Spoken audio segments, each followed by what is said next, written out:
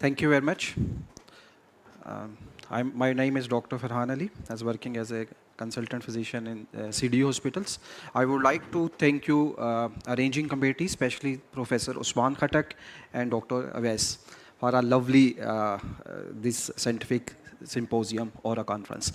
Now, let's begin with the topic is liver assessment in diabetes mellitus as a physician's perspective. So as we know that the diabetes is a chronic disease, we should focus from head to toe examination.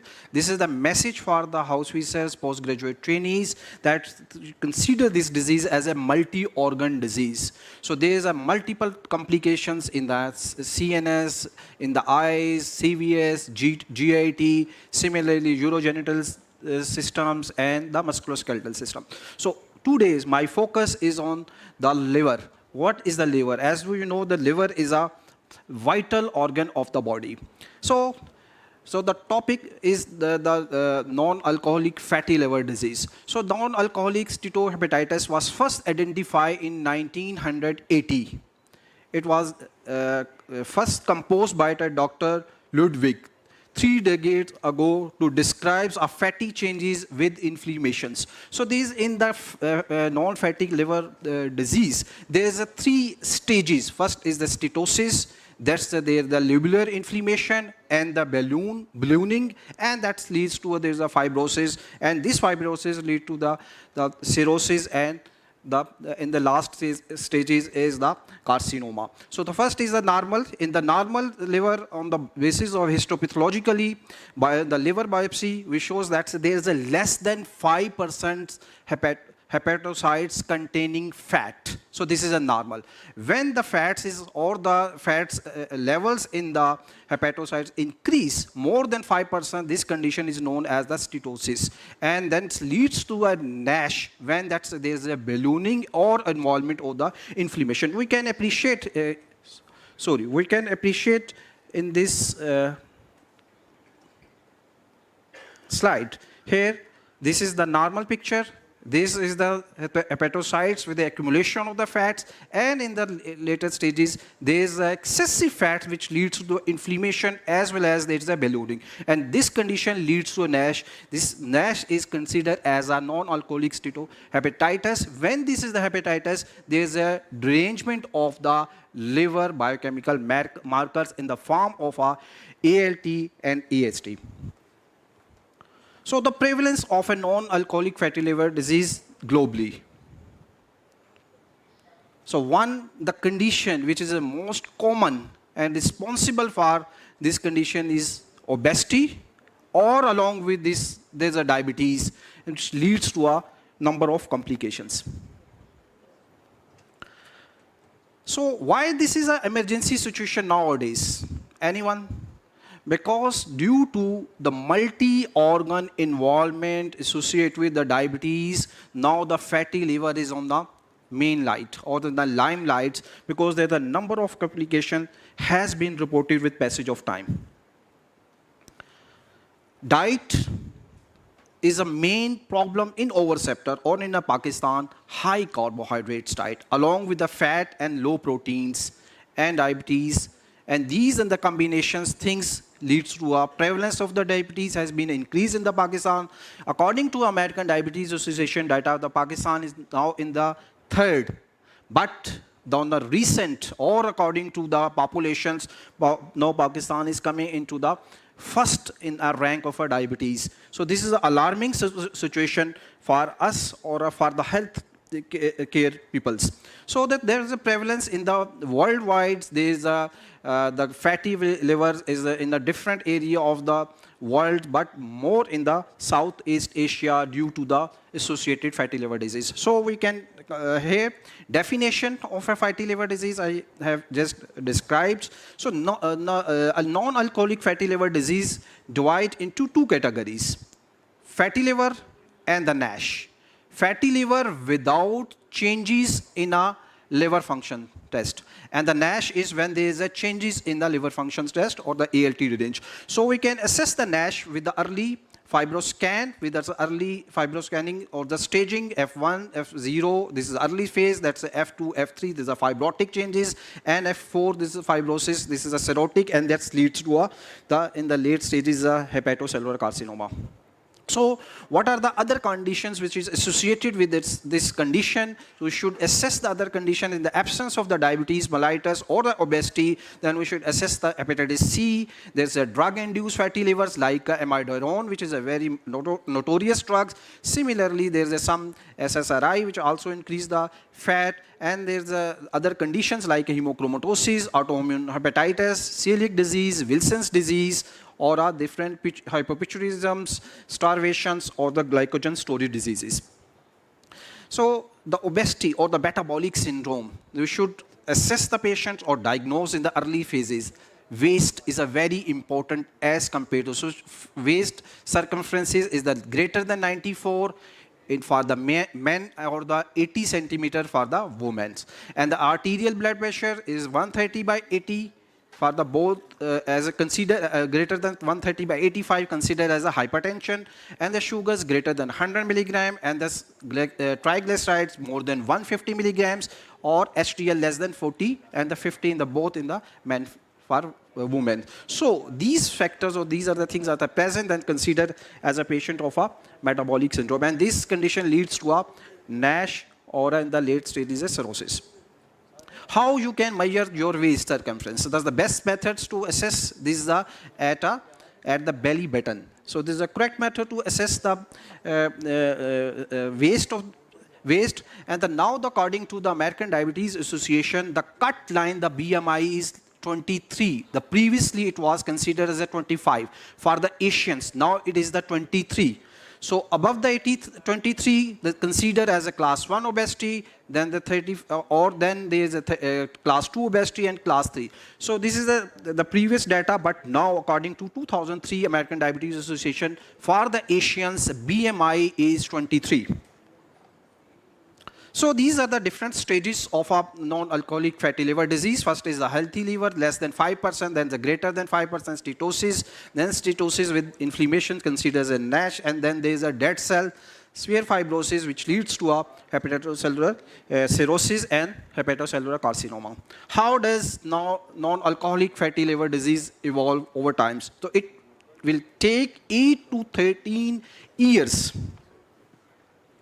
So these are the, or in the steatosis, in the between the 12 to 14% convert to NASH, then the 5 to 10% advanced fibrosis, then or below, and between these 5 to 10%, there is a possibility of the cirrhosis, which leads to a less than 7% convert into the HCC, hepatocellular carcinoma. So there is a one genetic factor which is also responsible for these conditions without insulin resistance. So how we can assess what is the protocol for evaluation of a non-alcoholic fatty liver disease? So the very important is the history of the patient. You should assess the patient carefully from head to toe. So first is the history, family history of the patient is a very important. Second is the alcoholic history, and then there is the cardiovascular associated with the diabetes mellitus, and then when proceed with that's the examination. And the examination steps are, then we should assess the waist of the patient. Weight is not important, is the waist of the patient is important, along with that's the BMI. And then you should assess with that's the liver function test. In the liver function test, ALT, AST, GGT is very important. Then you assess the patient is suffering from the NASH or is the non-alcoholic fatty liver disease. So first proceed with that's the liver function test, and along with this ultrasound abdomen to assess the echogenicity of the liver. Then there is HbA1c levels, and as well as the fasting lipid profile. In the absence of these conditions, we can extend over the investigation to rule out the other causes like hemochromatosis with the serum ferritin levels, and then also the some condition, autoimmune diseases, celiac disease, thyroid disease, polycystic ovarian syndrome is a very common in the females, and similarly the other liver diseases like Wilson's and Gaucher's disease or the glycogen storage. So what is the diagnostic tool? How we can assess the patient? So the first That's similarly, that's a liver function test, along with if there's a abnormal function test, then we can consider the patients with abnormal function test for a fibroscans. But the diagnostic first test for the non-alcoholic fatty liver disease is, or for a NASH, that is the liver biopsy. So this is the flow chart of according to the American Diabetes Association. First you should make a diagnosis. This is a pre-diabetic patient. In the pre-diabetic phase, the pre-diabetic patient are those patients in which the HbA1c levels between 5.7 to 6.4. These are the pre-diabetic, and those patients 6.5 or more than HbA1c levels considered as a diabetic patient. So in these patients, you assess with that's the ultrasound abdomen. If this ultrasound abdomen shows there is a fatty changes, then you should send for the liver function, or there is a ALT deranged. Then the next investigation is elastography, or you can assess the fibroscan to assess the fibro scarring, or that assess the fibrosis by a staging of the F1, F2, F3, F4 levels. So if on the other hand, if the ALT and the ultrasound is normal, then you can assess the patient periodic basis. But if there is a high risk factors, like there is a fasting lipid profile on the higher side, as well as there is a history of a diabetes with HbA1c levels 8.5, or with a family history, or there is a diabetes more than 10 years, then we can proceed these flow charts of the next is the elastography, or then consider if that is the category of the intermediate fibrosis risk factor, then we can proceed with the liver biopsy. But the simple thing is, in overceptive, you can go for ultrasound. If there is a fatty infiltration, then the liver function test, ALT, there is a ALT range, then you should go for a fibroscan or the elastography, or then assess that the patient is in which category is the early, intermediate, or the high. But in most of the patients, avoid to give a consent for a liver biopsy. The next is what is the connection between? So this is not the disease of the liver. Basically, when there is excessive fat in the accumulation of the fat in the body or in the circulation, which there is a link between the cardiovascular system as well as the kidney. So when there is a fat, excessive fat in the liver, there is a fatty liver or the NASH, then there is a link. So that these extension leads to there is also a fats deposition in the myocardial cells, and which leads to a aortic sclerosis in the phases. So aortic sclerosis occurs in the early phases in the patient with the fatty liver disease or the obese patient as compared to the senile sclerosis. And this leads to leads to the pericardial infiltration, which leads to the hypertrophy, and this hypertrophy leads to there is a cardiomyopathy and the congestive heart failure. And similarly, when there is involvement of the kidneys, leads to there's a changes in the kidney systems, and there's the vascular levels, there's inflammation at the vascular level, which leads to a further chronic kidney disease. So those patients which are the obese or along with the diabetes, so there is a link between the cardiovascular, liver, and the renal systems, and which leads to there is a involvement of multi-organ failure in the late stages. So what is the treatments? According to EASL's guidelines, we have to focus on the lifestyle modifications as well as physical activities. So recommended foods, these are the recommended, you know very well. Then there's a physical activities, at least 140 to 150 minutes per week to improve these conditions or avoid these conditions. So weekly we can use this chart, daily we can use these foods, and every day, so containing the high proteins, less carbohydrates, and the fats. So the lifestyle approaches, so these are the different. We should reduce the patient is the obese category. In the obesity, we should reduce the weights 7 to 10%, and similarly, and the dietary restrictions with that's a 500 to 1,000 per day. And the coffee consumptions, this is directly related. And similarly, the macro components of the fructose intake should reduce, and the physical activity. So the treatment, there is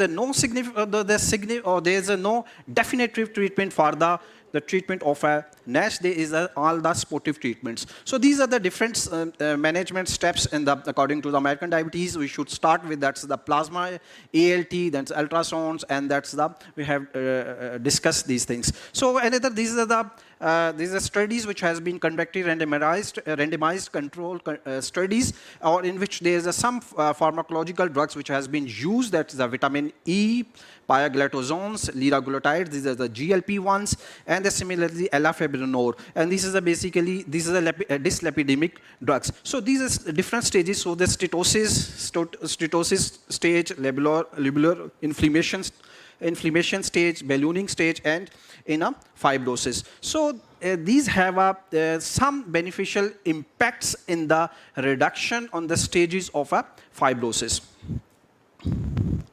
So this is a patient with prediabetes. The treatment start of a NASH along with the diabetes. We should consider the pioglitazones as the drug of a choice as a first-line therapy. Then we can, if the patient is not responding or the HbA1c level is not improving, then we can as a add-on therapy in the form of a metformin or a GLP-1 or a SGLT2. So the patients along with the diabetes, along with the cardiovascular disease, so we should start with the metformin, and then we can add on the GLP and SGLT2, or with the hypertension, that with the ARB, AC inhibitor, or add on the other second-line drugs, and similarly the lipid-lowering drugs. So thank you very much. This is all about the non-alcoholic fatty liver disease associated with diabetes.